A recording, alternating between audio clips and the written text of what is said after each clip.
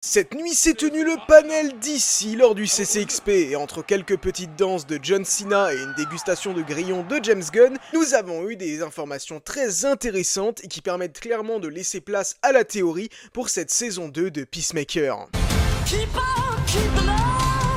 Salut les Dicivores, j'espère que vous allez tous très bien. Pour ceux qui ne le sauraient pas encore, une saison 2 de Peacemaker débarquera bel et bien le 21 août sur la plateforme HBO Max. Si vous n'avez pas encore vu le film The Suicide Squad, que vous n'avez pas encore vu Peacemaker saison 1 ou que vous n'avez pas encore vu Creature Commandos, je vous recommande de regarder ces 3 programmes pour bel et bien comprendre le début de ce DCU. Vous pouvez même y ajouter Blue Beetle qui fait partie intégrante de cet univers. Mais je vous prépare une petite vidéo sur la timeline, histoire que vous ne soyez pas trop perdu au moment de la sortie de Superman.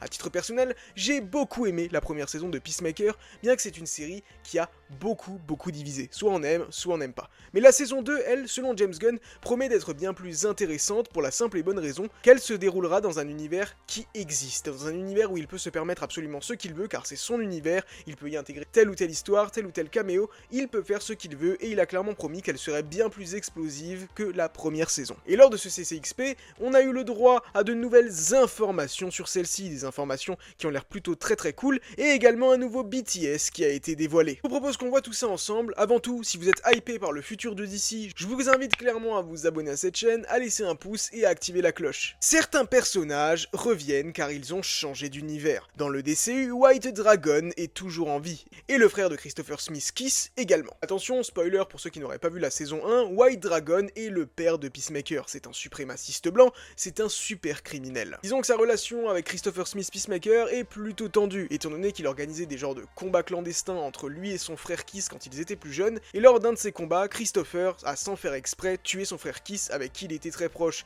et depuis il en garde clairement le bagage, et au fond de lui déteste son père pour ça, même s'il essaye d'avoir son amour à tout prix. Dans la saison 1, Kiss est donc bel et bien mort depuis déjà un long moment, et Peacemaker finit par tuer White Dragon vers la fin de la saison. Là, dans cette saison 2, on peut voir qu'il est de retour dans un nouveau costume, un costume bleu, et que son frère Kiss, dans cette variation, possiblement cet univers du DCU, là, est en vie, et visiblement, il aurait même certains pouvoirs, puisqu'on le voit en train de voler, donc il se pourrait qu'il ait un jetpack, tout comme le nouveau costume de Peacemaker. Évidemment, ça je vous laisse théoriser dans les commentaires. Une fresque les représentant avait déjà fuité il y a quelques mois. Ils semblent être glorifiés dans leur petite ville d'Evergreen. Si on part du principe que du coup ça se déroule bel et bien dans le DCU et que c'est pour ça que du coup Peacemaker et les 11 Street Kids vont basculer d'un univers à un autre, ça semble encore compliqué à expliquer parce que j'avoue que j'ai du mal à comprendre ces histoires de temporalité, quels personnages vont faire partie de quel univers, est-ce qu'il y a que Peacemaker qui va changer d'univers, est-ce qu'on va juste faire abstraction du fait que la Justice League est apparue dans la première saison et dire que depuis le début ça se déroule quand même dans le DCU,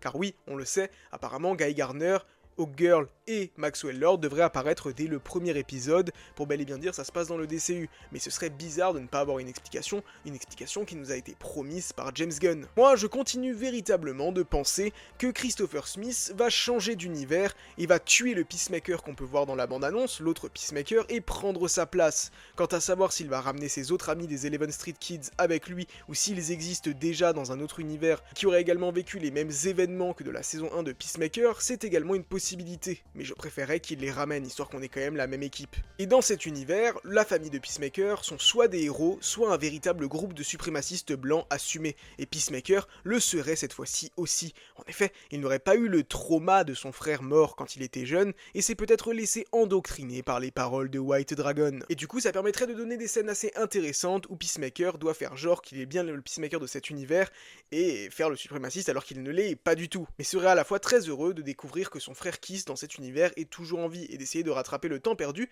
mais de découvrir que c'est potentiellement une autre pourriture.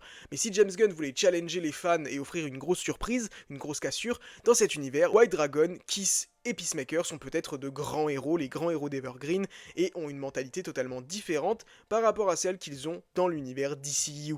Ici, White Dragon ne serait pas un suprémaciste blanc, mais serait bel et bien juste un bon gars. Ça pourrait vraiment challenger le public et offrir une nouvelle approche de ce personnage, quelque chose d'assez différent. En tout cas, ce qui est sûr, c'est que le nouveau costume de Peacemaker, je le trouve beaucoup trop cool. J'espère qu'ils vont clairement en faire une figurine. On peut voir que du coup, comme je vous l'ai dit plus tôt, sur son costume, il y a désormais un jetpack, ce qui peut offrir de nouvelles variations et de nouveaux styles de combat au personnage de Peacemaker, et des scènes de vol assez cool. Ce qu'on retient de tous ces basculements d'univers, c'est qu'au final, il n'y a pas vraiment encore de réponse, mais il y a plus plus de questions qui sont arrivées avec les premiers visuels, la première bande-annonce et ce nouveau BTS qui sont sortis qu'en fait il y en avait avant, parce que clairement je me demande vraiment comment James Gunn va expliquer ce changement d'univers et s'il va réellement le faire en fait, tout simplement. Parce qu'il se peut très bien que White Dragon et Kiss viennent d'un autre univers sans qu'on l'explique réellement, sans qu'il y ait forcément un basculement DCU ou DCU, c'est très compliqué et ça me donne encore plus envie de voir cette saison pour clairement comprendre la manière dont James Gunn va expliquer tout ça. Dans le BTS, nous voyons également un nouveau visuel d'une créature.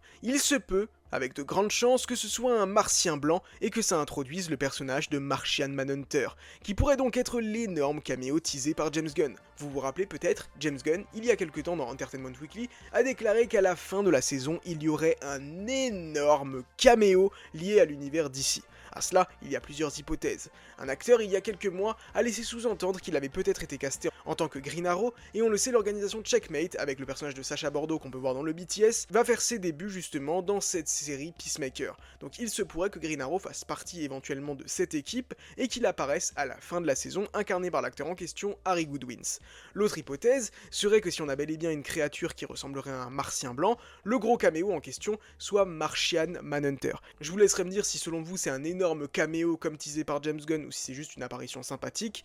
C'est vrai que Martian Manhunter est un peu moins populaire qu'un Green Arrow, mais moi je trouverais ça déjà énorme d'avoir l'introduction de ce personnage qui est très attendu par les fans. L'autre option, ce serait Batman. C'est l'option la plus farfelue, mais James Gunn a déclaré hier soir lors de ce panel qu'il espérait vraiment qu'à un moment ou à un autre, un affrontement ait lieu entre Peacemaker et entre Batman.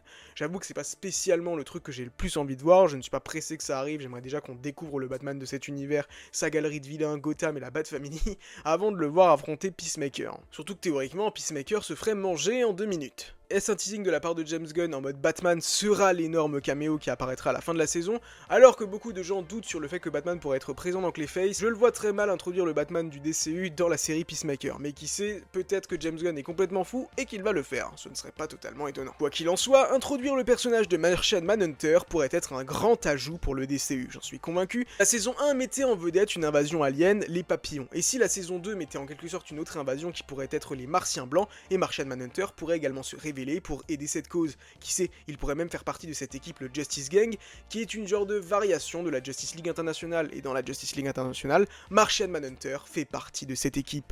Il y a donc une possibilité à creuser à ce niveau-là. On le sait également, il va y avoir un gros combat entre Rick Flag Sr. et Peacemaker. Rick Flag Sr. est incarné par Frank Grillo. Il joue le père de Rick Flag, qui est mort dans The Suicide Squad, tué par Peacemaker. Dans cette saison 2, Rick Flag Sr. va vouloir prendre sa revanche, en effet il est devenu le chef de l'Argus, et a donc accès au dossier privé classé de Amanda Waller, et il a découvert ce qui est réellement arrivé à son fils lors du projet Starfish au Corto Maltese. En effet, je vous invite clairement à regarder la série d'animation Créature Commando si ce n'est pas encore fait. On y développe dedans le personnage de Rick Flag Sr. et on apprend que lui n'est pas du tout au courant de ce qui est arrivé à son fils. Amanda Waller lui dit juste qu'il est mort en héros lors de ce projet Starfish au Corto Maltese, mais pas la manière dont c'est arrivé. Et on développe le personnage de Rick Flag Sr. donc clairement je vous invite à la regarder. Si j'ai juste une énorme déception, c'est pas du tout par rapport au casting de Frank Grillo que je trouve très cool, c'est un acteur que j'aime beaucoup, c'est que dans Créature Commandos, il a les cheveux argentés blancs, et là il retrouve une couleur. James Gunn s'est déjà exprimé là-dessus en disant qu'il avait un autre tournage en parallèle et que donc il pouvait pas faire une teinture, mais bon, je trouve que les perruques ça existe,